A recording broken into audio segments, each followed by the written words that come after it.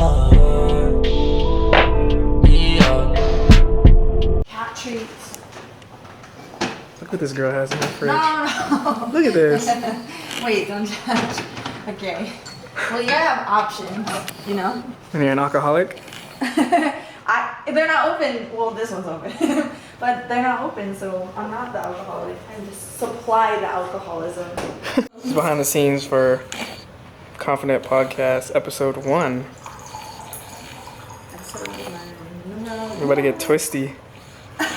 It just helps with the juices. Thank you.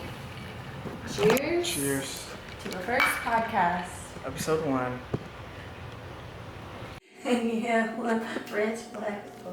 Alright. 21. Do your thing. 21. Do your thing. Welcome to Confident Podcast, Season 3. We have a special guest today. We have the beautiful and most talented Ray here. The feats. Yeah, cheers. Thank you for having me. We got Casamigos Blanco. Not officially sponsored, but Yeah. what available to be sponsored. And Celsius Tropical. Yeah, it's a little I think it's Celsius I margarita. think it's fine. Created this back in 2020 during COVID. So yeah, this is my own recipe. Yeah, it's a secret recipe. You gotta have the perfect combo. There's a bug. He wants some. No. No. But you have to have the perfect amount of tequila to Celsius ratios. Let's go ahead and introduce yourself to, what do you do? What's your name? How do you say your full name? Is it McDonald? Raylan McDonald? Yeah. Raylan McDonald. Raylan Joe McDonald. Oh, no, where Ray Joe comes from. Yeah, that's Rhea Joe is my okay. I was wondering where that childhood came from. I was nickname. like, So it's actually funny, when I moved into my apartment, they gave me a bottle of champagne and an envelope that said Rhea Joe, like R-E-A-J-O. And obviously they don't know my nickname growing up. Yeah. So it's funny, I took a picture of it and sent it to Sebastian. And ever since that, I've been Rhea Joe. And then the Joes formulated. So then everyone else got a Joe. Oh, Like makes Emma sense. Joe, Gabby I was Joe, always wondering. Sebby Joe. Where'd you grow up? So you were born, let us know when. You want the whole story? Fuck yeah.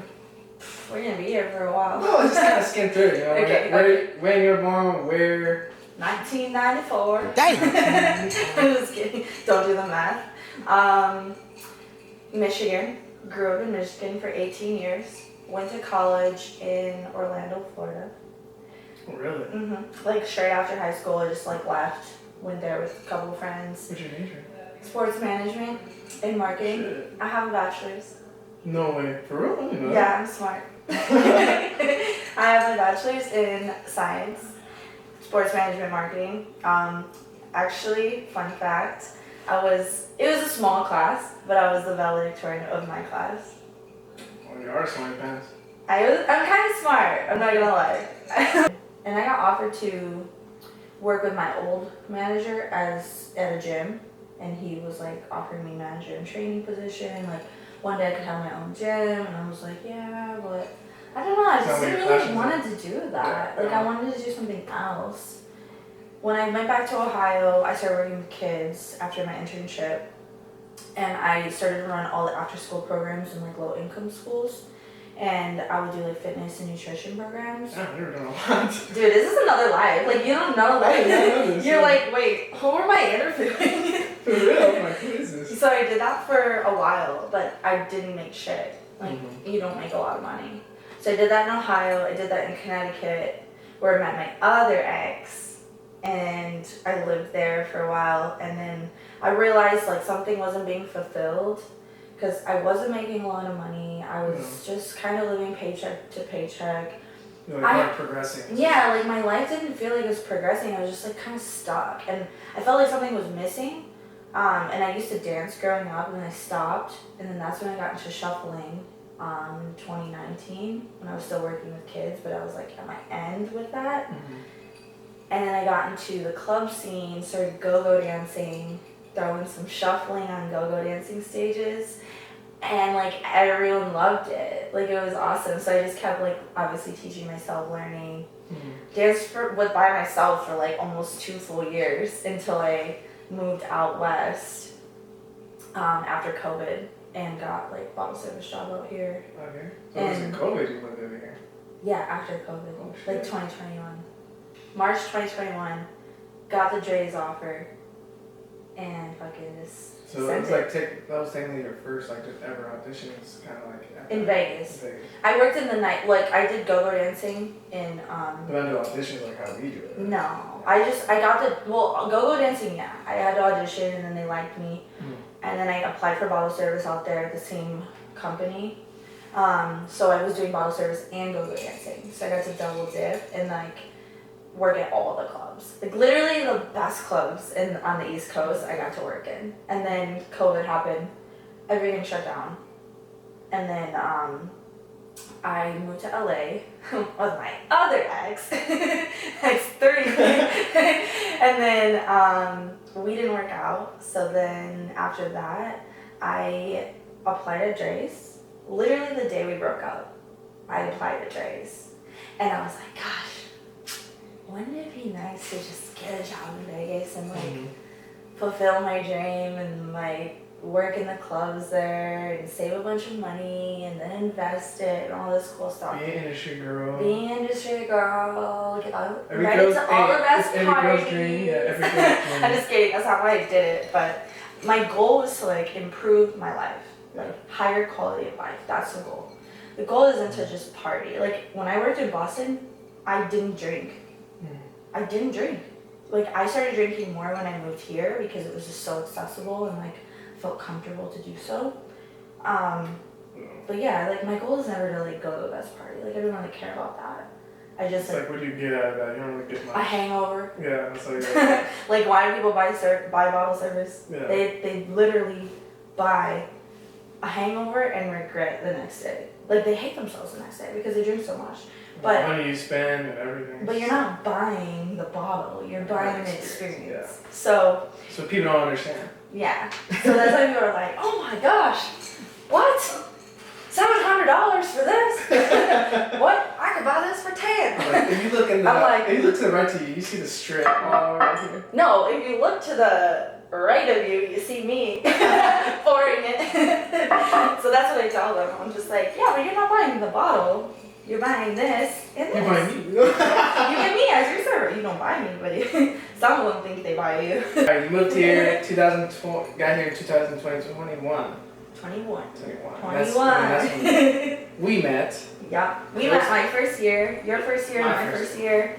The golden year. Yeah. It was Literally 2021 was the golden fucking year. That's when we right. made the most money. We worked the most, the best people, hands down, guys and girls. Oh yeah, and I felt like you had great, energy, or I could tell right away that your vibe was like a good person. Because I go based off vibes, so it's like, I mean, in the beginning, I swear to God, in the beginning, I didn't think you even wanted to talk to me. Really? Yeah. Wait, what? I was like. I was very to myself. No, yeah, I could feel that. That's why I hung out with a few people. But. And I'm pretty much the same way. Like, it takes a couple, for me to actually open up to somebody. So. Yeah. No, I told the guy about in the beginning. I was like, yeah, I don't think she likes me. Yeah, she don't want me. Aw, no, I remember I said hi to you one time. You totally ignored me. Really? It was like in 2021. Yeah, but I remember you were so quiet. Yeah. Like I probably didn't hear you. It's tricky. Like coming from Boston, it was so competitive, and like the girls are so catty. Like when I moved out here, I didn't expect to meet any friends or make any friends, and I was just prepared to keep my head down, hustle, make my money, and get out. But surprisingly, it was the best vibe, and I think it all has to do with like being at Dre's, because like I hear things about other places, and it may not be as like close and family oriented. Like everybody's just like strictly there for work, and then alright, we're out. Yeah, like they really don't care about you. And I've worked places like that out here. You can just tell they don't care about you. But like at least there, like everyone's involved. Like management's super dope. Literally the best managers ever. 7 C's. Shut up. And yeah, it's just good energy, good vibes. Living in Vegas, keeping good people around you, and it's really hard. You have to like maneuver through that, but and I've had my share of not so great and my share of really great, and that's kind of where I'm at. It's just kind of keeping that consistent. And some people are in your life for a reason, for a season, or something else. I forget, or for life, I think it was. A reason, a season, or forever. And I truly believe that. Like, even past relationships, like, I think, like, those people were in my life for a reason. Like, they helped me realize this, or they helped me understand this about me and other people. And not everyone is meant to work out forever. And I think people get really stuck on that. They're like, oh my God, like, oh, why I lost this person. And I'm like, no, like, be grateful that you had the experiences with that person or these people. It's not always going to be forever, and that's the hard thing to let go of, because we want to like keep it and hold on to it for so long, but then you need to make room for other people. Leads us into today's topic, which is going to be heartbreak. Because I feel like I mean, a lot of people experience this, and a lot of people can learn from it and kind of connect with it. And I mean, obviously both of us have dealt with heartbreak. Yeah, and, we're lovers. And we're hardcore lovers. And we kind of come to find ourselves through that. Like, when was the heartbreak, and then what led you to getting into pursuing dancing more, getting back to finding yourself again? Like the biggest heartbreak or all of them? What's the main one that like really changed? I think the main one that changed the course of things, there was two. One specifically was when I moved from Ohio to Connecticut.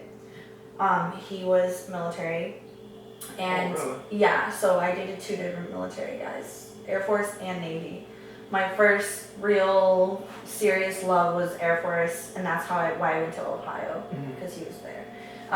And we were like high school sweethearts, so not sweethearts, but like we dated in high school a little bit. Oh, okay. He was, anyways, not important. Important in its own way. But yeah, we're cool. Like, he's moved on. Like, I'm pretty sure he's married, maybe has a kid. Oh, okay. Really happy for him. He was a nice guy.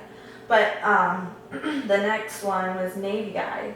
And it wasn't intentional. I wasn't searching for another military man. It just happened. And he was like going from one base to the next, one station to the next, and he met me in between. So we were long distance for like a full year. And a full year. Like, I lived in Ohio. I don't know how you guys do. I don't know how you do that. It's a curse. I could never do that. I was long distance with people like 3 or 4 different times in my life. I could never. I'm such touchy-feely. I can't. Yeah. I need to. Oh, trust me, it drives me crazy, because I'm more like, my first love language, I'm pretty sure, is physical touch. Yeah. So I like to be touchy, and like I like PDA, like not disgusting, but like I want to hold your hand, I want to hug. Smack your ass. The space. I'd be in the grocery store. The truth comes out. I'd be in the grocery store. She bends over for some chips. Wow. I mean, I wouldn't be too mad if my... Especially if nobody's around. Like, if I'm at, like, my ex, she would be at Target, we'd be shopping around, I'd just be like... Just a little cup. Yeah. Okay, that's different, but like a full smack. Guys have done it to me, like when I'm dating them, and I'm just like, not the place, bro. We were long distance for a year. We literally saw each other once a month. Like, he would come to me, or I would go there. And we talked every day. We would literally write letters. We had a journal. We started writing letters. Pen pals? What? Pen pals? Okay, more than pen pals. But like, it was like this great love story. Like, it felt like a movie. So, but we would do all that shit. Like, we would do cutesy stuff. So which one was your first like love? Like you like felt he was like I was in love with him to the point where, like, I had never wanted to be married. Like, even growing up, my mom would be like, oh, like, you're gonna get married, like, you wanna have kids? And I'm like, no, I don't think so. And she's like, really? And I was like, yeah, I don't think so. Like, at a young age. Because, every girl dreams of her wedding and, like, having a family, but, like, I didn't. I felt like that. It's so weird. It's like, generation, it's not about that. It's different. But, like, where I grew up around, like, that's what it was. No, and even to this day, like, if I go back, like, a lot of people I grew up with are all married, they have multiple kids, like, they're there, they have their house, they have, like, the American dream. Yeah. Finally felt that, and I was like, dang, this is what it's like. So I like really wanted him to propose and stuff. Like Yeah. I wasn't pressuring, but I started like No, you looking wouldn't at mind if it happened. readings, like at Google. Like so then we got to a point where he was like, you should just move here. And I was like, okay. This was like after the To the first base year. with him? He wasn't on base. He was like, well, yeah, actually he was living on base, but he's like, yeah, we'll get a house, like off okay. base, like I'll pay for it, like we'll have like I mean, this the cute government little pays for life. Yeah. But like his money, you know, his allowance. So anyways, we got this cute little house. It was like the cutest little thing. I decorated it. I was so proud. So how old were you at the time? You were 20? I was probably like 24. Like 24, I want to say. But yeah, I was like in my mid-20s.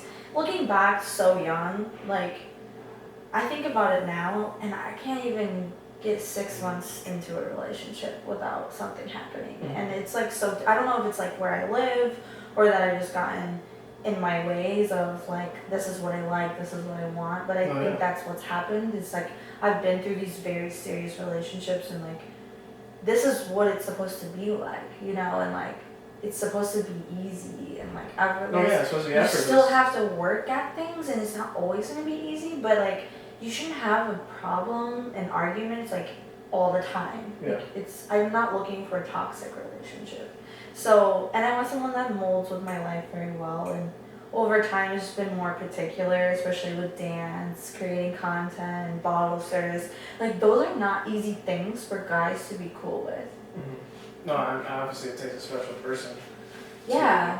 To be able to handle that and deal with that and yeah. be confident in themselves to allow that to happen. And I wasn't doing any of that when I was with him. Mm-hmm. So I wasn't truly me. Like right now I feel like I'm the most me possible, but like it's gonna get better over time as long as I don't lose myself or go crazy or something. But like go off the rails. Go off the rails. Damn right, she's on this life bender now. No, but someone that fits that now is gotta be like very specific to me because they have to understand like the dance aspect that I'm in and like support that, like and like that, you know, and like seek like positive and good in that and want to be a part of it. They don't have to be a dancer, but they have to have the appreciation for dance, for music, even like going to festivals. Like I like going to festivals, and I feel like some guys are just not into it, or they like different types of music. So it's like hard to find someone to connect over that, or they act like they're into it, but reality, like when you're in that scenario, they're not into it as much as you think. You know, but what if they're not into it, but they take that sacrifice? And no, they want to try. Yeah, I'm down. Yeah, like I'm it's not their open to thing, it. but since they love you so much and they care about you, they want to be a part of it. Yeah, they don't mind doing what you like to do. You know. Yeah, and I don't need to be with someone that I don't need someone to be with me all the time. Like I can do my own thing. Like I could go do this travel by myself or go to a festival by myself, and like I also need someone that understands that and like likes that and is supportive and build each other up. Like I want you to do well and I want me to do well. So like how do we help each other grow up and not like hold each other back? You guys break up. It was just. Well, we were together for 3 years. There was an incident at year 2 that he wanted to split, but he didn't know why, and he couldn't give me reasons why. And I was so into it. Like it blindsided me. Like I literally went to Cancun with my best friend, came back, and then all of a sudden he wants to like split up. And I'm like, something had happened in between that time. I know, but I'm like, why? Like I understand because like when I moved across halfway across the country for him, I kind of lost myself a little. Like I came back from Cancun, and to me, I felt like I was finally like pursuing things that I wanted to do. Like I went with my best friend. I started to realize that I wanted to like get back into dance, and I felt like because I was finding myself in my people, like things with him went down. Like he just like was different towards me, and I don't know what happened, but he wanted to break up when I came back from Cancun, and I was like, what? Why? Like what? So I was like devastated. I was literally devastated. And then he went on a deployment to Scotland for like a few weeks because he was a diver. So like he went on a deployment and like just left me hanging. And he's like, we'll talk about it when I get back. And I'm like, what? He's like, I just need some time. And I'm like, so I'm just sitting here in this house, like I don't know what to do. Like, should I pack my things or what? Like, I want to be with you. And like, I just tried to generate this plan to like tell him how much that I want to work towards this. Like, this is the guy that I wanted to marry. Yeah. You know, so I literally told him everything possible to like try to make it work. And then we ended up working it out. And he's like, okay. He's like, I do want to work it out. Because when I'm in a relationship, I'm very loyal. No, yeah. Extremely loyal. Like, I would do nothing to hurt you. Yeah, like if I'm with you, I'm 100% in. Yeah, like I would do nothing to hurt you. I would do everything to help you. And it was always about him and his career and never about mine. Mm-hmm. Like, I was just there, you know? So you kind of put your stuff on hold. Yeah, like I was just working to like make money, and like he never, I think a lot of relationships fail for financial reasons, and I don't think he was happy financially or in his career. Like, he wanted to retrain into something different, and that's hard for a guy. But he was older than me, he was around 30. So, but anyways, we tried to make it work, and I thought things got better. Like, I was living my life, he was living his life, we had our separate things, we came together, we'd go out, we had fun, our families. Kind of apart. Yeah, like, he could go out with the boys, like, I'm not trying to restrict you. But another year went by, went on vacation again with a girls' trip. And we were supposed to something about the girls' trip. Something about the girls' trips, I'm telling you. It's a repeat thing. Wait, don't fuck with the girls' trip. Something about them. So I went on the girls' trip. We didn't talk too much on the girls' trip, but I was like, like, he can just do his thing. We were gonna move to San Diego like 2 months later. Like, I was selling my car, I was getting rid of stuff, I was moving my life across the country for him. And yeah, that's what we were doing. So when I come back from this girls' trip, same shit. Same thing went down.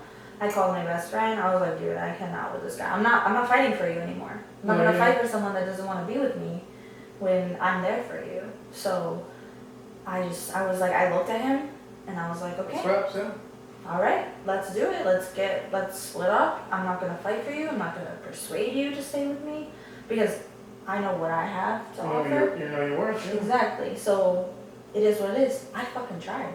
I literally tried everything I could think of to make it work. And then I stayed there. He went to San Diego, and that's when I got into go-go dancing. And because one thing specifically stuck out. And we were talking about like where we see ourselves like 5 to 10 years, and he was telling me his plans, and he's like, what's your dream job? And I was like, what do you mean?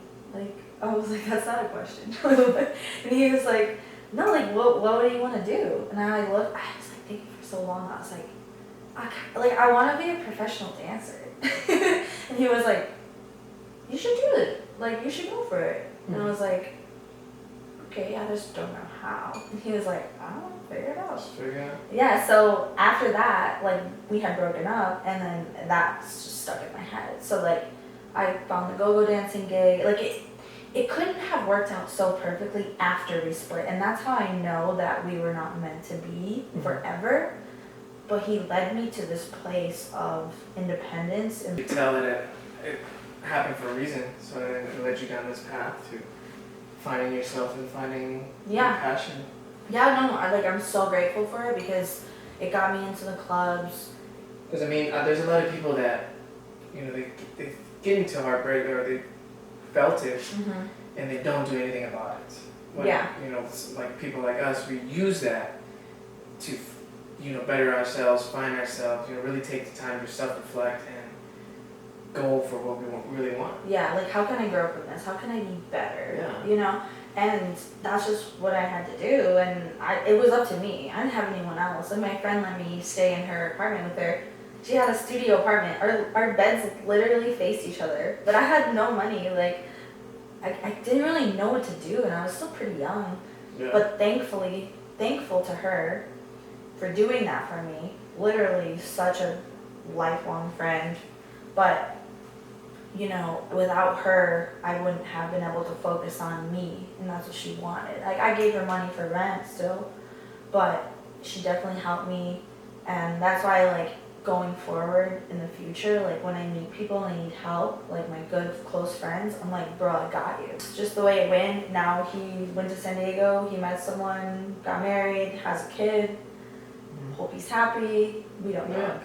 But after that, I was in the clubs. I met a bunch of friends. I made a bunch of connections. Made a bunch of money.